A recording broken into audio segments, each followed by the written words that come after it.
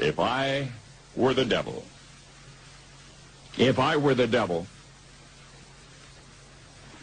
If I were the prince of darkness, I'd want to engulf the whole world in darkness, and I'd have a third of its real estate and 4/5 of its population, but I wouldn't be happy until I had seized the ripest apple on the tree.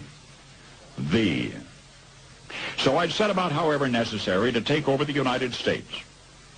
I'd subvert the churches first. I'd begin with a campaign of whispers. With the wisdom of a serpent, I would whisper to you as I whispered to Eve, do as you please. To the young, I would whisper that the Bible is a myth. I would convince them that man created God instead of the other way around. I would confide that what's bad is good and what's good is square.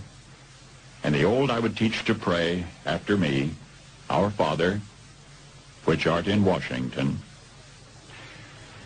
And then I'd get organized. I'd educate authors in how to make lurid literature exciting so that anything else would appear dull and uninteresting. I'd threaten TV with dirtier movies and vice versa. I'd peddle narcotics to whom I could. I'd sell alcohol to ladies and gentlemen of distinction. I'd tranquilize the rest with pills. If I were the devil, I'd soon have families at war with themselves, churches at war with themselves, and nations at war with themselves, until each in its turn was consumed. And with promises of higher ratings, I'd have mesmerizing media fanning the flames. If I were the devil, I would encourage schools to refine young intellects, but neglect to discipline emotions. Just let those run wild. Until before you knew it, you'd have to have drug-sniffing dogs and metal detectors at every schoolhouse door. Within a decade, I'd have prisons overflowing. I'd have judges promoting pornography.